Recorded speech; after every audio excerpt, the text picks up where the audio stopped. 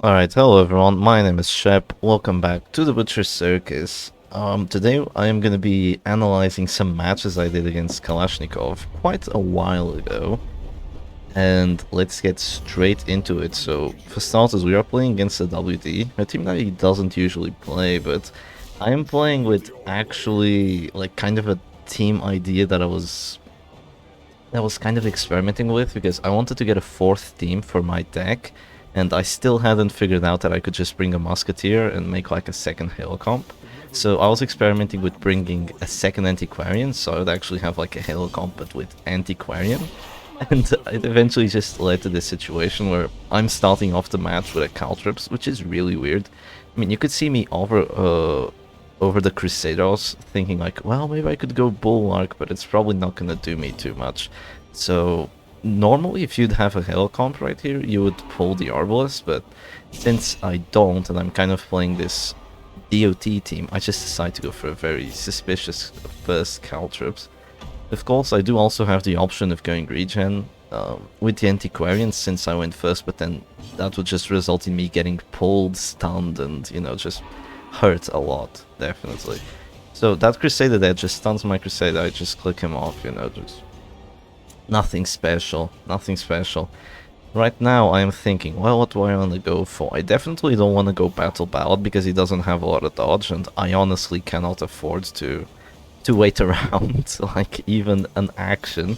So what I decide to do here, which was probably a mistake, was just to go Festering Vapors. I mean, in my mind I was thinking like, well, I have Materia Pestis, I have the Monkey Spice, I still have pretty decent accuracy. So I'm just gonna go with as much duty as possible, and like by round 4 or 5 he's gonna be having a really bad time. But here he just goes with the Arbalest, he gets that 44% crit, and yeah, this isn't too good. This is not too good because our only source of direct healing is that Crusader, and I did not use the regen. But he can actually just get a death blow here, he can actually just get a 55% death blow chance. He doesn't, but he goes for the stun and still gets it. So right now, I just end up deciding to go for Rally to the Flame. Also, I don't remember the entire match. I just remember this one quite clearly because I checked over it just to see how interesting the matches were. So I just kind of hovered over a bit, but yeah, I just decided to go for a heal with Rally to the Flame. Kind of trying to delay him a little bit, which is obviously what you want to do when you have a lot of DOT. And also healing my Crusader up a bit, so potentially making my late game not too bad. Here he just drops another Manacles, you know, stun on a stunned character. But honestly, it's just a way of dropping me right back to 0 HP, and right now I have literally no way of saving this Bounty Hunter. He is going down, and there's pretty much nothing I can do about it. At least he's going to be forced to use his Bounty Hunter turn to do it. Which means there will not be a mark coming down this round, but yeah. So here I'm quite disappointed that I did not get to bleed, either with the Caltrips on the Crusader, you know, an 80% chance, nor with the Harvest, because I do have the Blood Red coins, so the bleed becomes a 50-50 on that Crusader. Getting those two bleeds would have been very, very helpful this match. But yeah, here he just goes for finish him, so my Bounty Hunter is gone right now. I'm just gonna drop a Festering Vapors. I do get blights on everyone except for that Abomination, so that's 8 points of DOT down the drain. Of course, he does have very good base blight resistance of 60, but it was still a 60% chance. I'm mostly commenting on this because it's going to be very important, like very soon, after I do decide to go for another Festering Vapors and fail the blight again. But right now, what's basically happening is that he obviously wants to try and keep his character advantage. Of course, if he has a character advantage and he has a stun advantage, this is not going to go too well for me.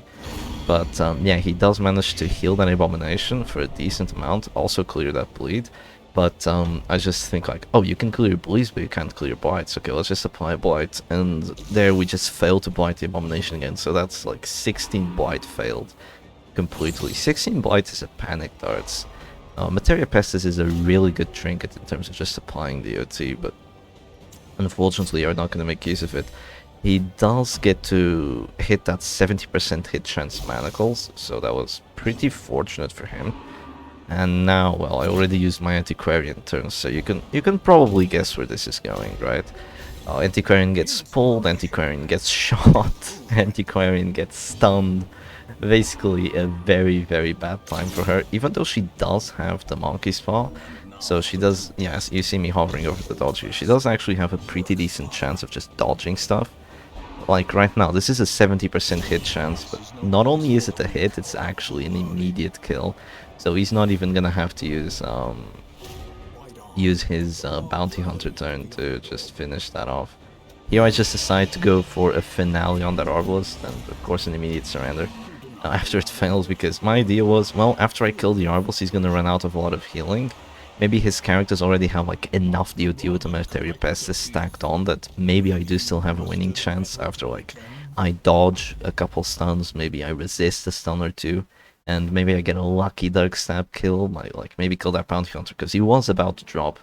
So there was honestly the possibility that things like with a bit of luck could have turned out in my favor after I got rid of that Arbalest. But of course, 12 to 22 and we still don't roll for enough. It should have been 13 to 23, but of course she has that base 5% protection for some unknown reason. Freaking Arbalest is so powerful. Yeah, here you can see me looking over at Kalashnikov's weather. It's pretty cool. Pretty darn cool, not gonna lie. So here he brings like pretty much his signature team, which is just the Heylow comp with the Jester in second. It is extremely aggressive, but yeah, it's kind of difficult to play against, but let's see how it goes. Maybe the RNG will be a little more in my favor right now, so he does get to go first, which is pretty good for him. But he probably wishes that he did have his Jester in position 3 right now, because that would make it that he would just be able to use Battle Ballad. Right now I have 45 dodge on that Antiquarian. I don't remember exactly what I do here, but yeah, I'm just gonna ignore the mark, and I'm just gonna drop an immediate Caltrops to just start doing damage, really. You know, the sooner I'm able to do damage to his entire team, like, he cannot sustain once his characters start dropping to like 0 HP. Between Caltrops and Materia Pestis, like, the aggressive capacity of this team is really high. But here we actually dodge that 80% stun, which is absolutely amazing for us. But yeah, his regening, like his sustain abilities are not very good, especially considering like just how aggressive this team can be with the DOT. Yeah, here we actually managed to hit that Jester and get a crit on him, so that's like 10 blight being added on over the following 5 rounds, so that is really good. That Jester is already like down like 25% of his HP. Fortunately, we do dodge that Harvest with an Antiquarian. I do believe we have 55 dodge right now, so we can probably see that like this hasn't been like the best matchup. Both wouldn't be the best matchups that this team could run into. I mean, it would probably absolutely destroy something like stress-based, which I do believe is what the third match is gonna be, but we'll see. So yeah, he just goes with the Arbalest. He doesn't care about that dodge. I mean, obviously he went last, so he did get that tiller accuracy, just huge hit chances, even against 55 dodge. Hit chance was probably something like I could actually do the math on it, but probably like a 70% or something. And he actually rolls high enough to drop me quite a lot. And here he's actually gonna go for a finale. He rolls for 10 but doesn't get the kill. The thing is, I rolled for 12 on the heal with Rally to the Flame. That is absolutely wild, because it rolls for 4 to 6, and if you get a crit, of course the healing is doubled. And then after I actually managed to, you know, not die from the finale, I just go for a stun here, and, you know, things are turning out very well for me. Because he did have one harvest buff, one finale buff by hitting that harvest, so he did actually have 9 to 18 damage, and he rolled for 10 on my Antiquarian. Of course, he also had a pretty decent crit chance, which I believe is like 17 or something. But you can't really rely too much on crits unless you're playing an Arbalest. So yeah, there I just went for the stun. He flares it away, which is probably a pretty good move, getting rid of both the daze and the stun to try and regain control, you know, potentially stun my Crusader again. Here I maybe do a misplay, because I went for a Dirk Stab there, and that gave him just the perfect opportunity to pull my Antiquarian and do just enough damage, because Come Hither does 2 to 3 damage, so he's able to just do enough and drop me down to 0. Now the thing is, the Antiquarian is at 0 HP, it's going to be very difficult for her to heal up. My Crusader is going to pretty much eat it right back at you, Buckaroo. You know, he did stun the enemy Crusader this round, but he's getting stunned himself. That's very interesting when it happens. And my bounty hunter is not feeling too good in the back. I mean, he does have that come hitter, but unfortunately it fails. So that is not too good. That is not too good for my team. It feels like it's being kind of held down, except for maybe that Jester here. He actually just decides to drop a Caltrips. Oh yeah, to try and get that death blow. So it was in fact a 30% death blow chance, because I do have the extra death blow resist for from the Shadow Fade, but was that really the best play for him? I do think the best play would have been to just either go for a bola to push my Jester out of position, or actually just go for a very risky stunning blow, you know, a 60% hit chance. I guess he just wanted to try and get that death blow. He probably saw it as like, well, 30% chance of getting a death blow, just winning the match pretty much, let's go for it. Now he just drops a harvest, pretty good killing chances. I do believe it was like a 45 by then. And he does also get a bleed on by Bounty Hunter, so that is not too good. This Bounty Hunter has eaten a Caltrips as well as 2 Harvest Bleeds, so he's not doing too well. But my Crusader is still very much alive. His Jester is kinda low on HP, and this isn't looking too bad for us. This is not looking too bad for us. He actually gets both pushes there, which is very interesting. And I think this is about as far as I went when I was actually just reviewing the matches to see if they would be worth reviewing. So I'm kind of like just taking in things again, because these matches happened before the tournament, and the tournament already happened quite a while ago, like over a week ago I think, or maybe a week ago. Yeah, it was last weekend. So it's been quite a bit. He just drops another bowler, actually, just trying to do more damage to my characters. So that Bounty Hunter is definitely dropping to 0 right now when he acts. And of course he does have 2 finishing characters, so my Bounty Hunter is not feeling good at all. And the fact that I still have that daze is gonna force me to click my Jester sooner than I would want. Here I actually think I went for... I mean, there's a lot happening on right now with actually like turn orders, because once he clicks that Jester, he drops to 0, and then I can go for a death blow. So he's obviously not going to click the Jester right now. He has to click the Bounty Hunter. So after he clicks his Bounty Hunter right now, he has to do something. He actually goes for a mark for death. Unreal. So he increases his death blow chance with his Dirk Stab, increasing it from 60 to 190 by getting that mark. So extremely good play by Kalashnikov there to just do that, just ensure that he is gonna get that kill in fact. And I wonder what I do here. I honestly do not remember. At this point, of course, after his Jester acts, I am just gonna go for a Dirk Stab on him, which is gonna be... I do have the blood red coin, so it's actually only a 35% chance of getting that death blow. And right now he's extremely likely to just get this kill with Dirk Stab, so there he goes. I went for a pull there to just try and prevent his Arbalest from getting any heals through. But oh, look at this. I actually get the 35% death blow. Yeah, you see me just move over to like the blood red coin, like, yeah, that shouldn't have happened. That was lucky. That was lucky, man. I definitely was thinking that. So right now my biggest advantage here is of course that I do still have the Crusader with relatively good amounts of HP. Of course a finish him for 11 is not feeling too good for us, but here I do get to drop just a stunning blow on the Arbalest, so I'm potentially gonna perma-stun her for a bit.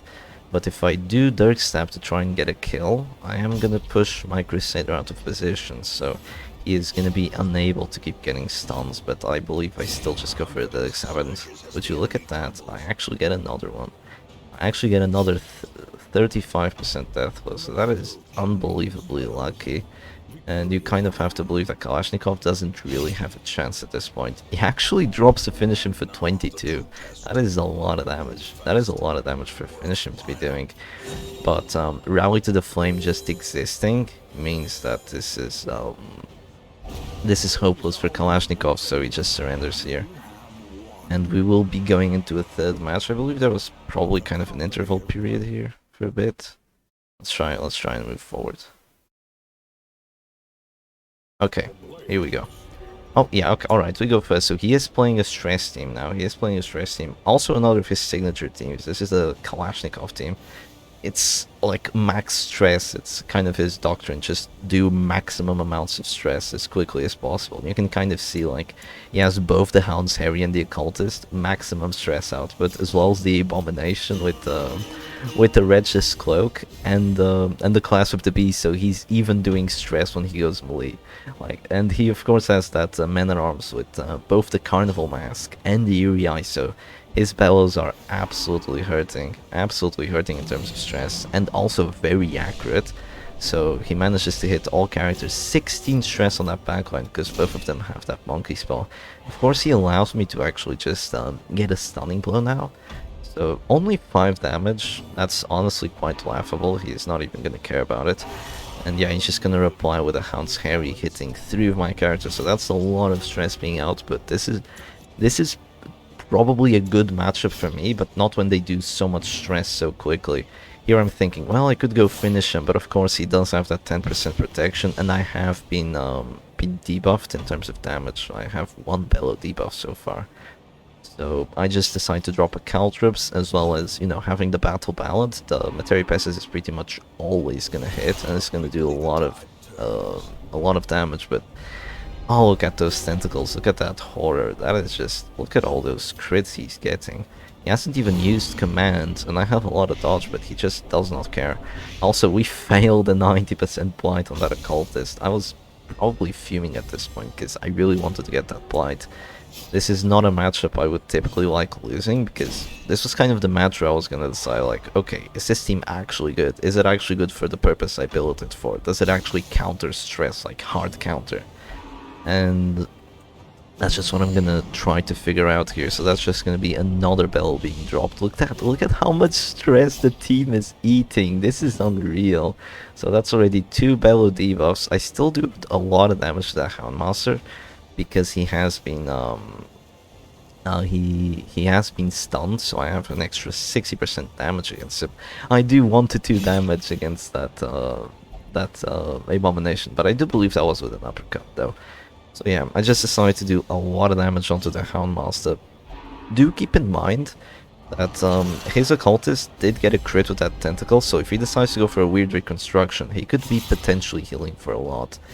So I think the kind of like the idea behind this team here is just to go like both with the Rake and the Tentacles, as well as applying Hound's Harry and Bellows, so like the entire team is just taking unreal amounts of stress. And you kind of have to focus on his characters, because you can't let Hound's Harry go rampant, you can't let Bellow go rampant, especially when he has a Carnival Mask. You can't let the Occultist just go rampant. You need to focus everything down, and of course you need to keep the Abomination under control. Try to prevent him from transforming twice as well, which is very difficult when he is in position 1 and also using the Class of the Beast, which actually makes him relatively tanky, especially with those bellow debuffs just being added again and again and again. So yeah, here I'm just gonna go for another stun, and I'm doing like 4 damage. That is totally meaningless. Of course, his entire team is taking a lot of DOT between the Materia Pestis, the Caltrops, and the Harvest. So it's definitely not as bad as maybe looks for my team. But here comes the first affliction. I do not have a virtue chance on that Antiquarian. So Masochistic, that's minus 15 dodge for us. So that is not too good. And you can see she's already taking 18 stress from that horror, and she's gonna eat another tentacles and eat more horror after that. So right away this Antiquarian is feeling absolutely horrible. And he does still have like relatively good amounts of sustain with his characters. You know, once he does drop to 0 HP, he could go for a heal. Also, I barely mentioned, but he did get like a 28 heal on that doggy, didn't he? With that weird reconstruction, so that was kind of brutal. Here I'm thinking just clicking this Chester, I waste like 24 horror, and just take like 1 and go Afflicted. I actually go Paranoid, which is giving me an extra 10 dodge. That's pretty good. I actually go back here, which isn't too good. I would like to get a finale like as soon as possible to just prevent him from being so powerful. Of course, between Paranoid and the Bellow debuffs, I am pretty much doing 0 damage with this Jester right now, even with the Blood Red coin. So that's not too good. The good like redeeming thing here is that once his characters will be dropping to 0 HP, I am just able to finish him, to finish them very well with this bounty hunter. I always have that finish him there. So I knock that abomination back, which is both gonna give me a potential just kill on that Houndmaster by the start of next round, as well as just pulling the occultist and putting his abomination in position 4, which isn't too bad. Here the Crusader unfortunately does not go virtuous. You know, it's always a 30% chance, but it does not happen today, but at least we are gonna get the kill on this Houndmaster. But I do get rid of that corpse, so I was probably not too happy about that when it happened. But I have taken a lot of stress for only having 1 kill, but I have also done a lot of DOT on his team. Not enough to drop his abomination down to 0 right there. But now he's just gonna go for a Beast Vial. Fortunately, he's missing a lot on my Jester because I do have that 50 dodge. Here I go Hopeless, and that is definitely one of the worst afflictions to get. Past chance, lots of chances of just doing very bad act outs. Hopeless is really one of the worst. Sometimes it doesn't show itself too much, but yeah, definitely not good. Here I'm thinking like, well, maybe I could use Rally to the Flame to clear those debuffs, but honestly, stress is the win condition, and even if I use Rally to the Flame, like maybe on the Antiquarian, well, that's not really doing anything for me because he's still doing unreal amounts of stress to us. So that is not gonna matter at all in the long game, and I just have to suffer like my stuns doing only like 2 to 3 damage right now, which kinda sucks. But here I was thinking, well, you know what, maybe I could go with Nervous Stab to try and avoid that riposte. Then I just think like, nah, I want to do DOT. Let's do DOT. Let's bring his characters down to 0. Let's get rid of them. So he drops a 0 with that occultist. He goes for heal. Heals for maximum, so 24. So there goes a lot of my progress again. But I just drop a Dirk Stab. A crit Dirk Stab for 6 against 0 protection. Those Bellow debuffs hurt, man. Also Paranoid is minus 25% damage. Can you imagine? And I have the blood red coin as well, and he's bleeding. That is just insane. I do believe this Abyssal Artillery is probably going to be enough to knock out my Antiquarian. Yeah, that's enough. She's gone. Even if I heal her right now, I have to heal for like 5 to 6 to just try saving her. That is potentially an idea, but she's just gonna die next round anyway with the horrors, so I'm probably just gonna have to let her go. And also that crit on the Bounty Hunter means that he's suddenly not feeling like the healthy guy of the team anymore. That is gonna be a very powerful 15 stress on that Crusader. And here I just decide to go for Finale, because if that Abomination... He hadn't even gotten 2 transformations off, by the way. This is stress without the 2 transformations. If he had gotten the second one, this would have been absolutely horrendous. The thing is, he is only at 2 characters now, and his Man-at-Arms is not doing too well at all, so I can very likely just get this kill here. And that is going to be an immediate death blow, so... That Man-at-Arms is gone, so his entire team pretty much just melted. My team did its purpose, but it's also being melted at the same time. Of course, that Jester is not gonna survive for too long, having the Finale debuff, taking plus 100% stress. So at this point I'm probably thinking, oh, I actually take advantage of moving back with Paranoid, and actually just move back 1 more position, so I can just go Holy Lance and then go finish him.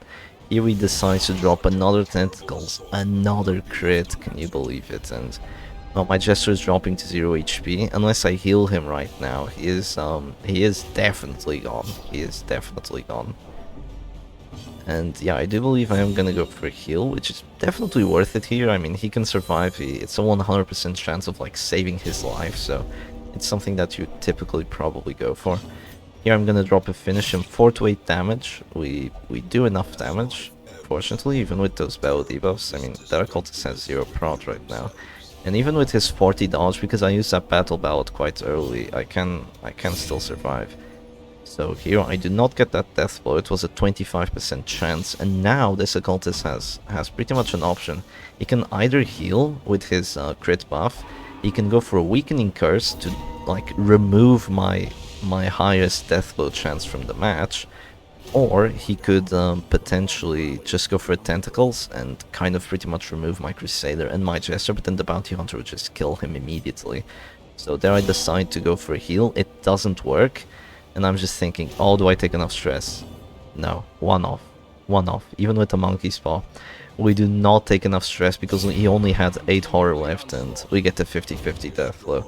So, I mean, I'm one tentacle away from dying, pretty much. One tentacle away from dying because, well, if the Jester is one stress away from death, and that Crusader would drop to 0 HP with a heart attack from the stress of the tentacles, and then the horror would kill him. So that was unbelievably close of a match. Is there even a last one? Can't remember too well. Maybe there is. Maybe there is. I'm just waiting for him, I think. Yeah, and there is a last match, actually. I don't remember how this one went down, but that was extremely close. Extremely close. And let's see what he goes for here. Oh, okay, he's playing something... He's playing something a little more new meta. So he's playing with that Flagellant, very difficult to kill. He's also playing with that Man-at-Arms and the Abomination Grave Robber backline, so that is definitely a very solid stress team. Pretty solid. Kind of has some difficulties because it can be stunned if you don't take like snuff on both your Man-at-Arms and your Flagellant. But yeah, definitely a very solid team and also a very good test for the team that I'm using at the moment.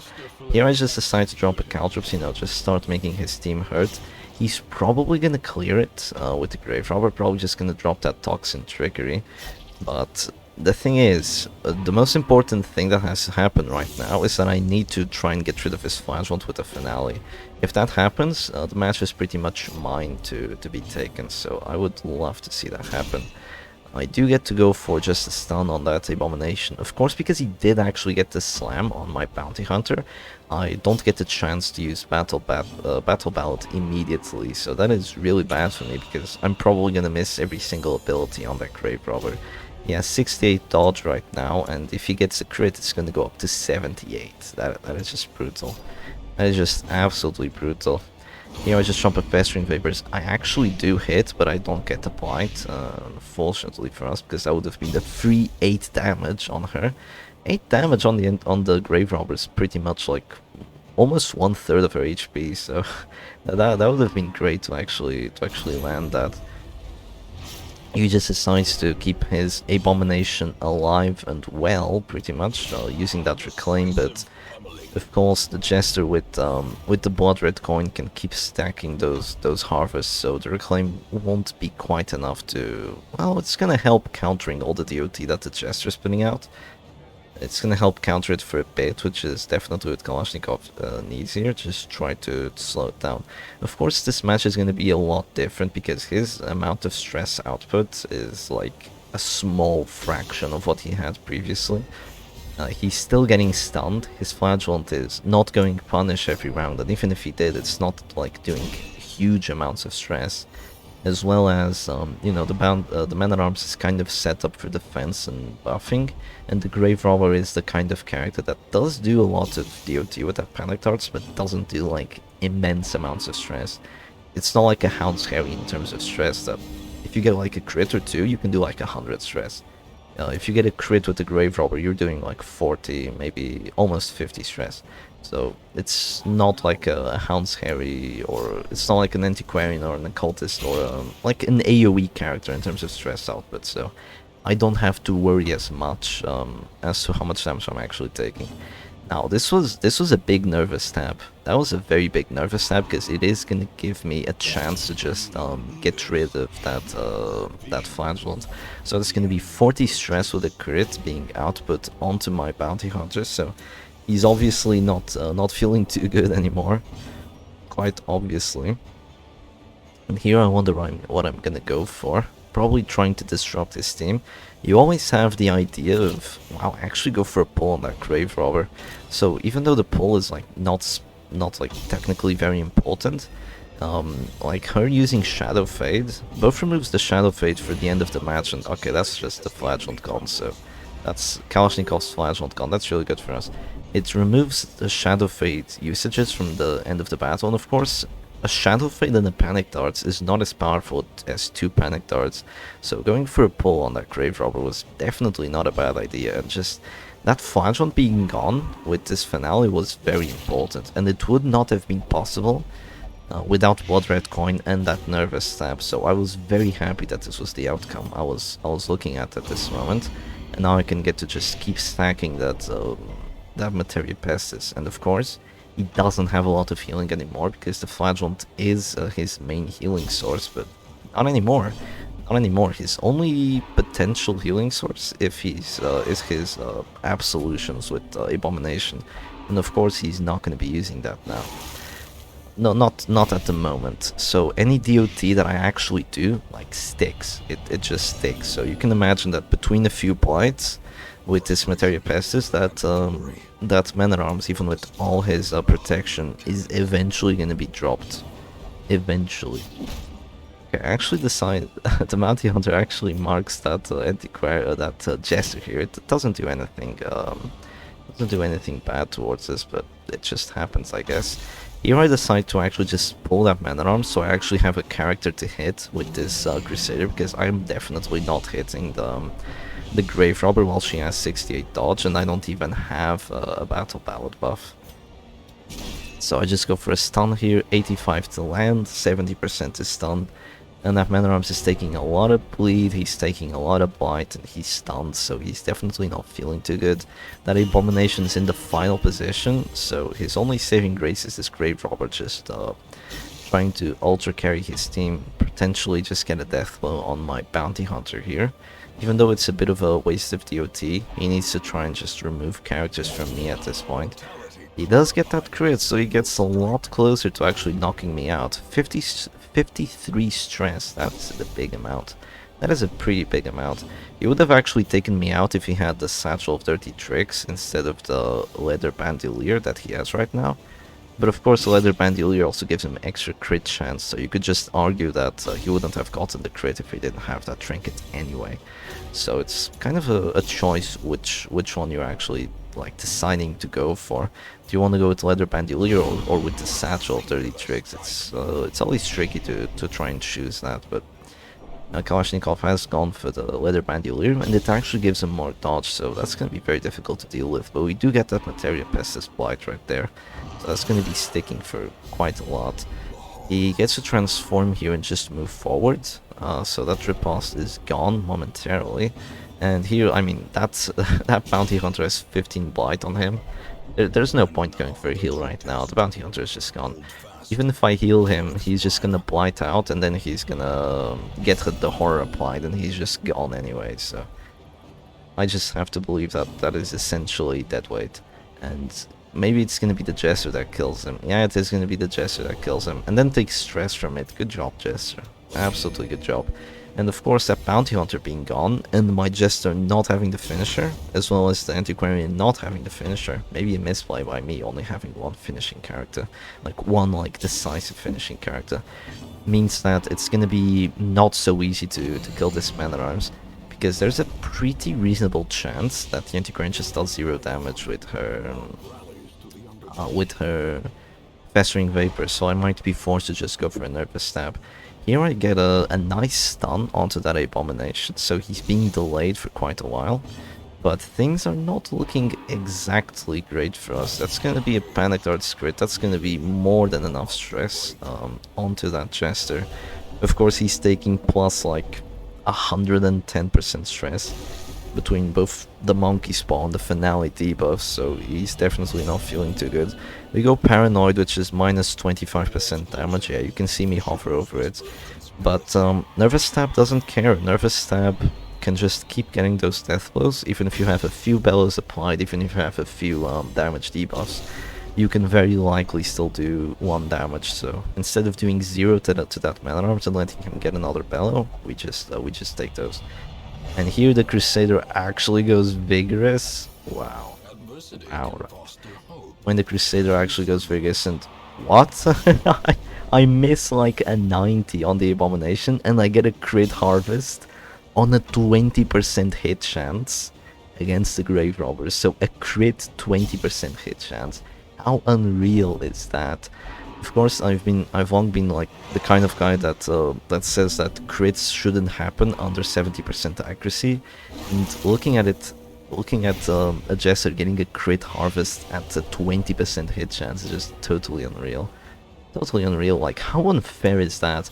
That Antiquarian, that Grave Robber is gonna drop to 0 HP because he got critted with that harvest right there. Not only did he get hit, he actually took a crit for it. It's just insane. So the question is, does Kalashnikov have a winning chance? He has a pretty good winning chance. It's going to be a lot more difficult now that his Grave Robber is essentially being dropped to 0. But suddenly my Antiquarian is not feeling too good. She's not feeling too good at all. She's going to be taking enough blight to drop to 0, as well as taking horrors. So one more horror tick and it's gonna do 11 stress for sure, so that's just gonna be the Antiquarian gone. Here I decide to go for a nervous snap, get a 25% death blow. Come on, Shep. Why do you have to be so lucky? Why do you have to be so lucky? You didn't even bring the freaking how do you call it? You didn't even bring the freaking finisher, and the fact that I got that kill healed me 3 stress, which means that I can actually act with the Antiquarian right now. She doesn't die because she did get that kill, but she just decides to go for another nervous stab. She's like, yeah, bitch, I killed your A-bomb, I stay alive right now. And at this point I still have way too much blight, but I decided to go for a heal actually, because, you know, maybe if I got a crit I could have forced him to just drop another panic darts onto that Antiquarian, which wouldn't be a good idea actually, because she would just have a heart attack and then she would be like relatively alive. And okay, this Crusader is dropping to 0. She actually takes enough stress from like the crit on the Crusader to just drop to 0 as well, and this is not looking too good. This is not looking too good for us. Not looking too good at all, even though this was quite a favorable matchup. And now we hit the 30% hit chance, because why wouldn't we? I mean, she was still dropping to 0. Couldn't I have just used like a Shadow Fade or something? I don't know. I honestly don't know. But she actually refuses the heal right here, which is unreal, because what that means is that now I mean the Crusader is just gone. A panic darts in the Crusader is absolutely gone. So that is definitely horrendous. Definitely horrendous, because panic darts on the Crusader and he's done for. Yeah, it's gonna be a panic darts, and that's definitely gonna do 25 stress, so he's just gone. She doesn't take extra stress from Death's Door, so she does actually have a winning chance. So it's a 50% chance to hit and a 15% chance to get that kill. And I just decide to use Shadow Fade. And what's my plan here?